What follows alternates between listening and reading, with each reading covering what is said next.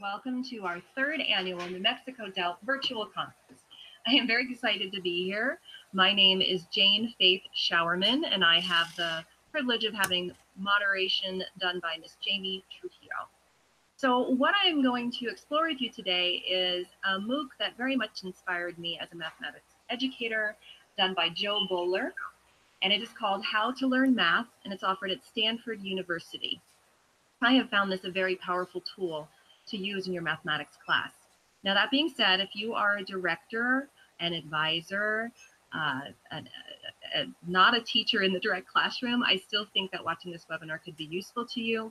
It is showing you how a course like this can really help support student learning outcomes and success in your program itself. So why this course? Why am I inspired so much by this course to do a webinar on it? Well, what I have found as an educator now for over 10 years in mathematics is that students bring a lot to their mathematics courses, and often it is past trauma, fear of failure, and unfortunately a false sense and false thinking about what the purpose of mathematics is actually. So they believe that they need to be fast at it, and it is only one right way, and somehow they missed the boat, that they're not math people. So this course is a wonderful resource to use in your classroom and with students in orientations so that you can get rid of all those preconceived notions and set them off on a path for success. So how do we enroll in this course? There's two websites I'm going to be going to, and I'll show you how to do this in a moment. The first one is UCubed, which is actually a site that Joe Boaler is very involved in, and it has a lot of other resources you can explore if you're interested in that as a math educator. And that is where you can access the site. And the second one, it takes you to the actual Stanford University Lagunitas Learning Management System. So for those of you who don't know, a MOOC is a massive open online course. So these are free courses offered by institutions like Harvard and Stanford and other institutions around the nation that allows any individual, any citizen to be able to take any course for personal growth. It doesn't go on a transcript and there's no fee. However, this was designed at Stanford in particular because that is where Dr. Joe Boaler is a professor.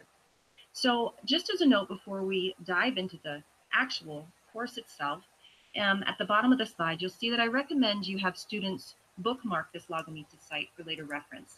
Since the course can take about 2.5 hours, they don't have to finish it in one sitting. They can return to it later. It took me 3 hours as an educator to actually really go through it and check the resources and review and reflect on whether or not it was relevant and useful for my students. But my reports from actual student participants has been around 2 hours, a little bit over maybe. So let's go ahead and take a look at the course and how we get there. So here you are at the UCubed site. And as I mentioned, you feel free to explore this, but this is in particular the site about online student courses. There's a little description, written description about it, and I'm going to go through it with you live right now. And at the bottom, as you scroll to the bottom of the page, you can see it has it in English or in Spanish. I've had students do both with success. And I'm going to go and dive into the English version. So when you click on this link, it takes you to the Stanford Online Lagunitas course. So the first time your students click on that link, it will actually have them fill out an enrollment form. Now, this is going to ask them for their email address, for their level of schooling. It's going to ask for a username, so they don't have to use their real name if they don't want to, as they actually interact in the course itself. But it will ask for their real name so that they can supply an accurate certificate of completion at the end of the course. So once they're fully registered, again, make sure they bookmark the page, you can go ahead and enter the course. So we're going to go and dive in here. As I said, I'm just going to give you an overview of the course itself because I don't have 2.5 hours to have it gone through live with you, nor would you get the full benefit of being able to pause and reflect and answer the questions. But you can see that there's a description or a discussion post right here from Joe Boaler herself when students enter. And below that, there are the description and the names of all 6 lessons in this course. So the first lesson is entitled Knocking Down the Myths About Math. The second is Math and Mindset. The third is Mistakes and Speed. The fourth is number flexibility, mathematical reasoning, and connections. And the fifth is number patterns and representations, ending with lesson 6 for math and life, nature, and work. And at the bottom, you can see that there is the course completion link, where it'll generate a statement of accomplishment for your students. Again, as I said, if you're requiring this as a pre-registration requirement in higher ed for student enrollment for advisors, you will have verification from Stanford itself that the student has completed it. The student does need to know, and you need to know, that they do need to receive 80% or higher on each lesson in the course in order to receive that certificate of accomplishment.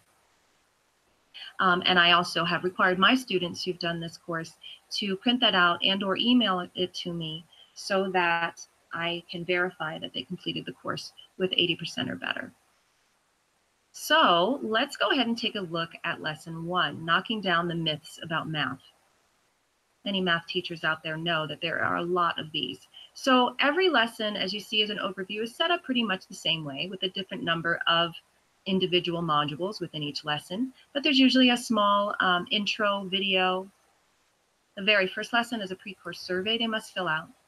And they have these little micro lessons, is what we'll call them, which is based on brain-based research showing that the shorter is better than longer, followed by quizzes that ask students either multiple choice questions, very few math questions actually, but mostly reflection questions and short answer responses that have them really reflect on what they've learned and what they gained out of the lesson. So I just want to share with you first the very first end response that I posted in lesson 1 when I took the course.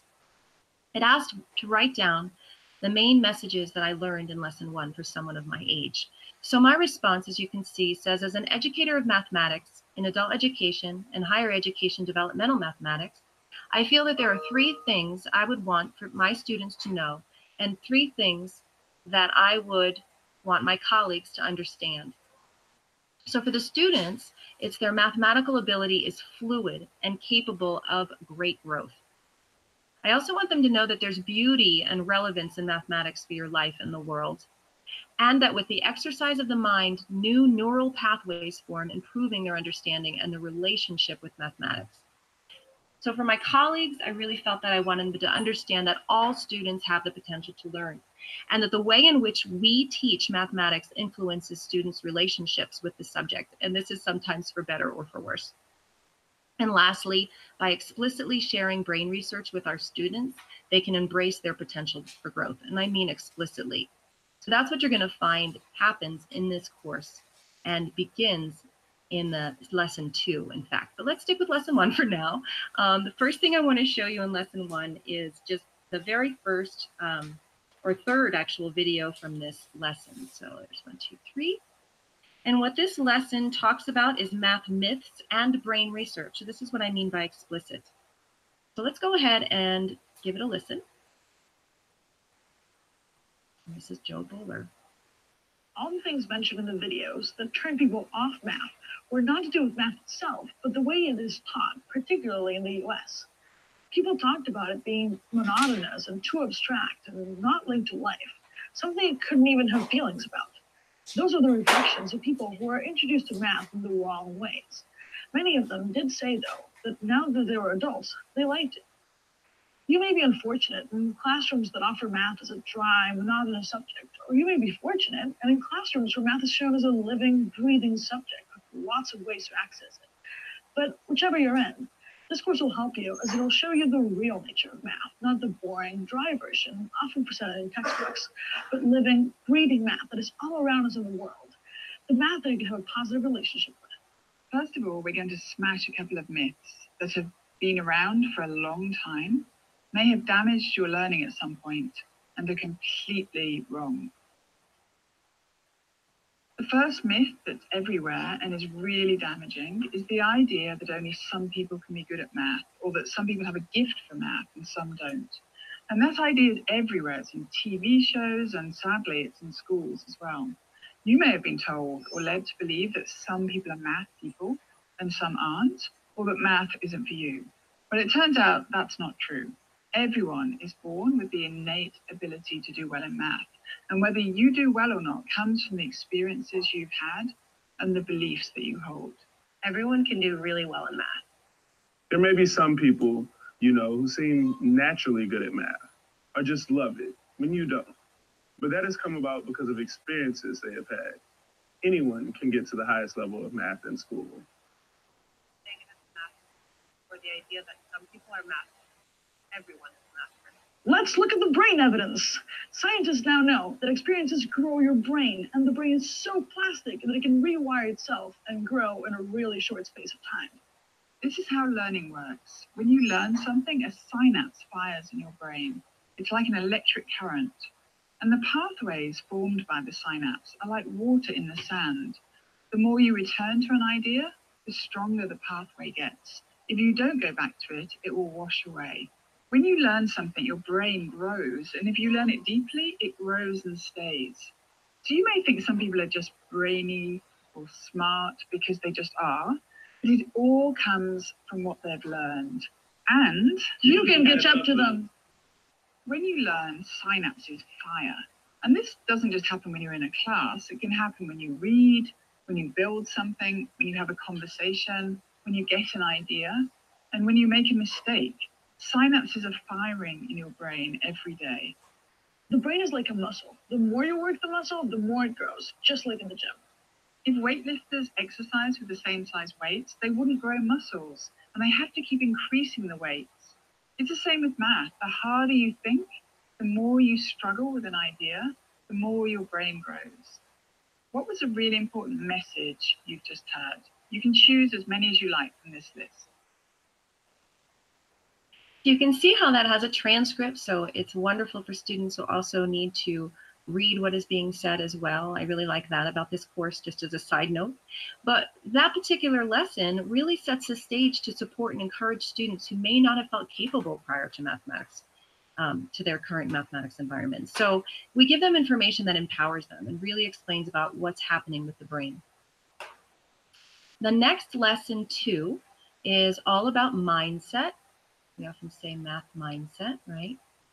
And what it talks about is the difference between growth mindset and a fixed mindset, which is really important that our students understand, that they open up the possibility to learning.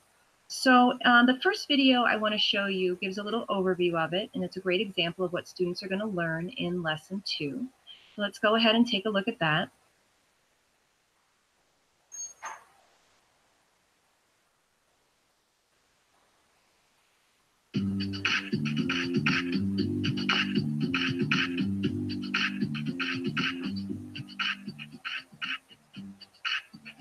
Welcome to lesson 2. Last session, we learned that anyone can grow their brains and anyone can do well in math. This lesson, we're going to learn the importance of the beliefs you hold about you. A few years ago, a top researcher named Carol Dweck discovered that there are 2 different beliefs about learning that people hold. These are called mindsets. If you have a growth mindset, this means that you believe that smartness or cleverness increases with hard work. The more work you do, the smarter you get. If you have a fixed mindset, then you believe that you're either smart or you're not, or that you can do better with hard work, but you can't change your basic level of intelligence. Some people have a growth mindset about some areas. Like they may think they will get better and better at soccer if they work harder and harder, but a fixed mindset about others, like in math, thinking they can never really do well. Let's watch some Stanford soccer players demonstrate how a growth mindset helps them learn how to be really good at soccer. I can do this.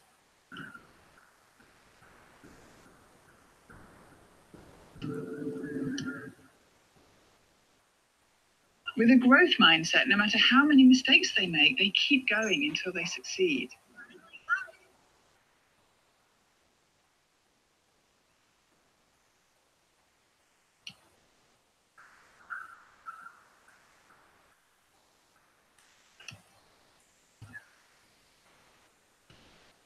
Often people give up on math when they see something hard because they think it means they're not a math person, or that you can either do math or you can't. We now know that anyone can do well in math, and the harder you work, the smarter you get. This graph shows you how important it is that you have a growth mindset when it comes to thinking about math. The graph shows you the achievement level of students with a growth mindset compared with students who have a fixed mindset. The only difference between them was the beliefs they held about intelligence and themselves. And you can see that the students with a growth mindset are on this positive, upward learning path that continues onwards and upwards. People with a growth mindset do better in school. The reason is people with a growth mindset also engage in a set of really useful behaviors. They try harder and longer because they don't think that trying hard means they're not smart. When they make a mistake, they don't think it means they can't do math. They see it as a learning opportunity. It makes them determined to do better. They persist and don't give up when something's hard. Which behaviors do you think would help someone in their learning in math? Choose as many as you want. Ugh, I'm no good at math. Oh, and F. I'm gonna get it right next time. This is really hard, but I'm gonna think outside the box and keep going. This is really hard, and I'm not a math person. I'll just give up.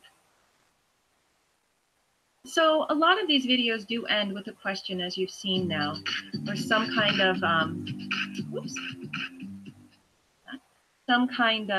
short answer.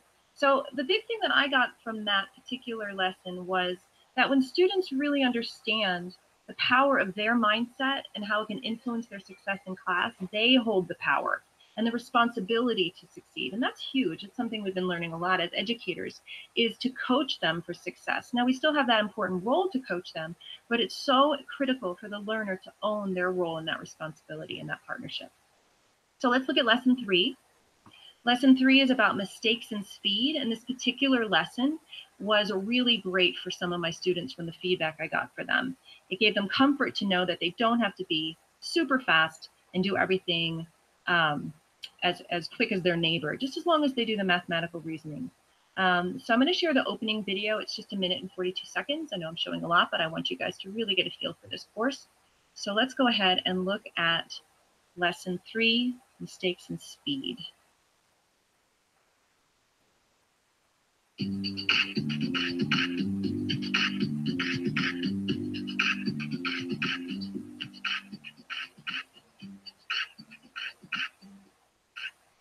Welcome to lesson 3. One of the most exciting things I've learned in recent years that shocks most people I meet is this.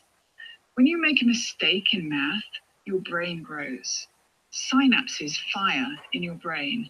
In fact, your brain grows when you make a mistake, but when you get work right, no brain growth happens. When you make a mistake, you don't need to get the right answer. You just need to struggle and think about the mistake for synapses to fire. That is because struggle and hard thinking are times when your brain grows the most. This is why it's important in math class to work on hard problems that encourage you to struggle and even make mistakes, as these are the most important times for your brain. Thomas Edison is a famous inventor. Over 100 years ago, he invented the light bulb, as well as many other important things. He allowed people to have light when it was dark, when previously they only had been able to use candles. You may think he was just smart and probably didn't have to work hard, but that isn't true. In school, his teachers told him that he was too stupid to learn anything. Maybe that encouraged him more. But it wasn't easy inventing a light bulb. He made 1,000 mistakes, but he didn't give up. He kept trying. When a reporter asked him how it felt to fail 1,000 times, he said he wasn't failing. He was taking steps. And he created something amazing. He is well known for saying this. Genius is 1% inspiration and 99% perspiration. So I just love that last quote. It's one of my favorites. So often students have experienced teachers who do all the work themselves and are modeling problems and showing the students how they do the math problems. So being a traditional lecturer or a sage on the stage, it's not giving our students the chance and the opportunity to do the math, to make mistakes, to learn, or to truly understand the content. Another component about this lesson, it speaks about speed. So often students think they must be quick to show an answer, when in fact, slow, methodical reasoning takes time. So the last quiz of this lesson shows what I took away from this portion of the course. And it just states that I feel struggle is the most important indicator of growth and learning. The speed at which we learn is not as important as our depth of understanding. When we judge our ability in a certain subject by the speed in which we compute an answer, we are missing the opportunity to deepen our understanding and to make connections to the problem we are attempting and the big ideas of the concept. So by striving for sense making instead of answer getting, we can transfer that success to many other aspects of our lives. So obviously I very much enjoyed lesson 3. Let's take a look at lesson 4. So in lesson 4, it talks about flexibility, mathematical reasoning, and connections. I was going to show the first video, but for the sake of time, I'll just explain that it does talk about mental math. And at the end, it asks students to do a mathematical problem. And that's very similar to what we would do in what's called, for those of you that are educators may have heard of number talks before. So in a number talk, you have the students think privately about a mental math problem and then articulate and communicate their strategy and their thinking. And it's wonderful to have alternate representations in the room. And it's a very collaborative, shared environment. Number talks would be a future webinar I'd have to do all on their own. They're quite fascinating and an incredibly powerful tool in a classroom. But for now, I just want to show you this one video from lesson 4 that talks about mathematical reasoning and collaborative group work. Let's take a look at this one.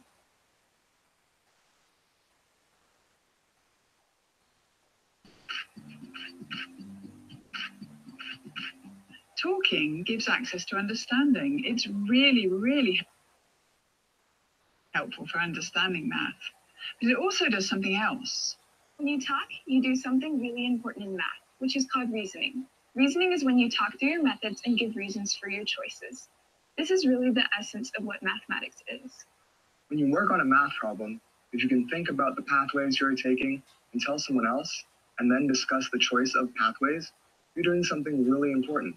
This is what mathematicians do for their job. They discuss their reasons for the pathways they take with other mathematicians. And often great breakthroughs are made in maths because someone gives a result. And even though their result was wrong, they formed a pathway that others then use to make great breakthroughs. Reasoning is also super important for working in today's technological world. In high-tech companies such as Google and Facebook, everyone uses math. But they use it by having an idea, mapping out a pathway, and talking to others about it. They connect with each other's thinking to create things. The math is totally collaborative and usually very creative. We will come back to that idea in the last lesson. Soon, most jobs will need math work. Lots of companies now have huge data sets, and they need people to ask questions of the data, talk about it, use math to gain insights. So talking about math reasoning is really important. It helps you understand math, and it will prepare you for math in the world and in work. So I think that video really encourages students to talk to each other and to get comfortable when teachers do activities like that to collaboratively problem solve. But if you're thinking of using this for your program, having your instructors view this too has the added bonus of encouraging them to move toward a constructivist pedagogy. So it allows student activities and dynamic teaching strategies to replace the old sage on the stage and lingering lecture styles that many of us cling to. So students also start to understand that the strength in communication really has an impact on their success and their learning. So we have 2 more lessons to look at. And I want to go to lesson 5, which is about number patterns and representations. To me, the essence of mathematics.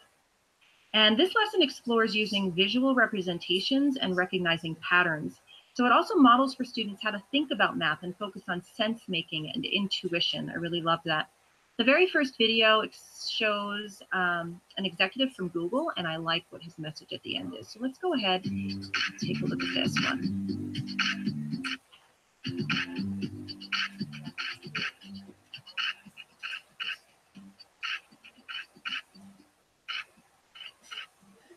Welcome to lesson 5. It's really important to make sense of math and to know that math is a subject you can always make sense of. So it's partly the job of books and teachers to make sure maths is taught in a way that makes sense, but it's also about you. You need to know that it's your job to make sense of math. And one way to do this is to ask questions to yourself or your friends or your teacher. Questions such as, Why does that make sense? How does this work? How is this connected to other methods or areas of math? Part of making sense in math is using intuition. Everyone has a natural ability to use intuition when they approach math. Using intuition means looking at a math problem and thinking, I have a general sense of this. I have a feeling about what works here. It turns out that high-level math users use intuition a lot. And I want to introduce you now to one of those people. Sebastian Thrun is an amazing person. He invented self-driving cars, he's a vice president at Google, and he led the development of Google Glass, the new funky-looking glasses that you can wear and record things by blinking. He is also the CEO of Udacity, an online course provider. Here is Sebastian, one of the world's most successful math thinkers and inventors, talking about intuition and math in life. The sad part is when the abstraction comes along, putting this into formulas, people often lose intuition. They think, well, these are like abstract little things you have to manipulate according to fixed rules. And those fixed rule manipulations are devoid of an intuitive interpretation. And that's when we should just stop. We should just not do it. We should refuse to do it. We should say, okay, I'm willing to manipulate equations I understand intuitively. And if it takes us longer, that's fine. I remember in my early scientific career, I stared at papers that from today's perspective look easy, and I would spend 2 weeks thinking about one math formula and that's internalize it. And after 2 weeks, I would get it eventually and understand it. And then these 2 weeks made this piece of complicated math really intuitive. I've never been able to make any progress in math without really understanding and having an emotional relationship to what's happening. For me, the critical thing in math thinking is actually not applying formulas. It's like the least interesting component. The most interesting thing is to think like a mathematician. And thinking like a mathematician is a very intuitive thing. It's a skill that you can look at a problem and make an assessment when the numbers involved and the quantities involved. It's the skill of making a baking recipe and understand how to scale it up to more people. It's the skill how to pack a truck when you want to move somewhere, and how the moving distance affects the size of truck you're going to rent. And the way you pack it turns out, if you move short distance, you pack it differently, you move long distances. These skills in daily life, really, really good mathematicians to me have really insightful answers for those skills. And math to me is just a training course to be a citizen, how to think in the world of numbers, of people, of relationships, of time, of space, and so on. So if we can get kids that feeling of how to deal with these things and empower them and take away the fear, we win. So I really love his Intuition quote. is really important in math. Every time. I really love his comment when he said, math is a training course for being a citizen. So it really makes it relevant to all of the students. Anyway, that's all the videos I'm going to show you from the lesson, but I do want to show you a little bit of an overview of lesson 6, which relates back to his comment about a training course for being a citizen. That's what math is. So lesson 6 is really about math in life, nature, and work. And there's videos in here about just basic number patterns, snowflakes and spiders, math and dance, math and hip hop. That one was fun. Math and juggling, really loved that, and the quadratic equations that are represented in that. Math in the world and careers, both in STEM fields and in service fields, different technologies that are related to math, and different role playing that the students are doing here. So the last thing in lesson 6, after going and showing what might be relevant to students in a career pathway, is a post survey that students are required to complete in order to get the certificate of completion. So do make sure that they understand that when they dive in. So let's go back to the presentation. Now that we've gotten a little overview, hopefully I didn't overdo the videos for you, but it's really hard to express how impactful the messages are in the course itself without at least seeing a few of them. The feedback I've gotten from students, which I'll share at a later slide, was quite impressive, and just the comfort that it gave them. So hopefully you got to see a little bit from each lesson that'll inspire you to look a little deeper and more thoroughly. So the key ideas that I really wanted you to take away is that all of these topics that are in the course, the 6 lessons, were aimed to empower our students, to give them the best mindset to find success. So what I think is about who can benefit from this course is the student themselves, absolutely. Teachers, because we are the ones that constantly need to be reminded to embrace the new style of brain researched teaching, brain-based teaching that really encourages and supports our students in a coaching way for them to do the learning and them to own their power in this process. For onboarding facilitators or new student orientation attendees and facilitators, whether you're in adult education or in higher education, how this course can be integrated into part of your onboarding process, how it can be required for new student orientation, to really set the groundwork for some successful math outcomes, to break down those myths, to break down those ideas of stereotypes, to make them understand what their brain is doing, that when they make a mistake, their brain is growing. How cool is that? I've had students say that to me when they mess up and they laugh. They say, well, at least my brain is growing. So they are getting things out of this for sure. And what I wanted to share with you is actual testimonials actually from my students. So when they completed the course certification, I emailed them back and asked them to tell me if they felt it was worth their time and what they got out of it. And here are actual quotes from the emails I received from my students. One of them just said it was definitely worth it. She was a higher level student, so I was really glad to hear that response from her.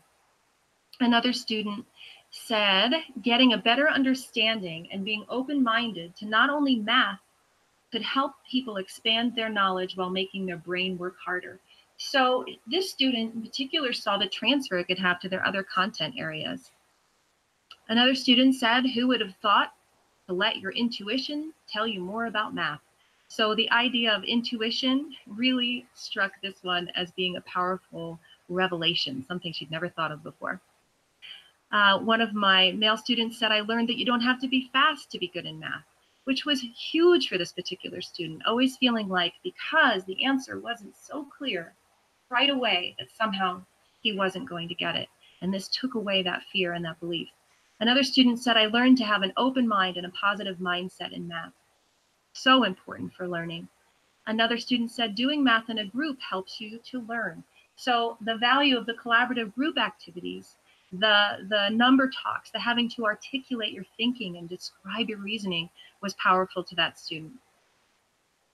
And the last quote I'm going to share with you is that it helped me to let go of some of my math fears, which is huge for our students.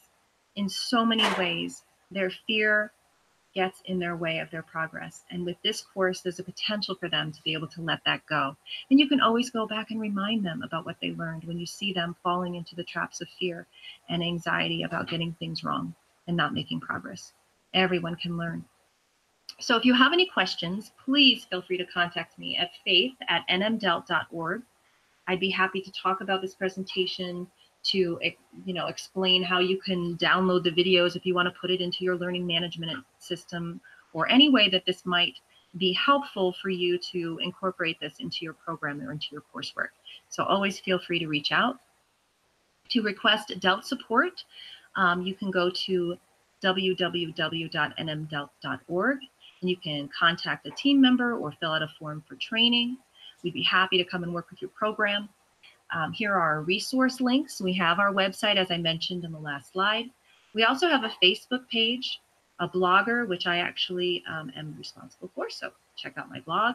We have Instagram and Twitter as well. So keep an eye open for our further resources we put out there in the field. We love supporting you all, and I hope you get a lot out of the New Mexico 3rd Annual Virtual Conference today. And thank you so much for listening. I hope you found this useful for you and your program.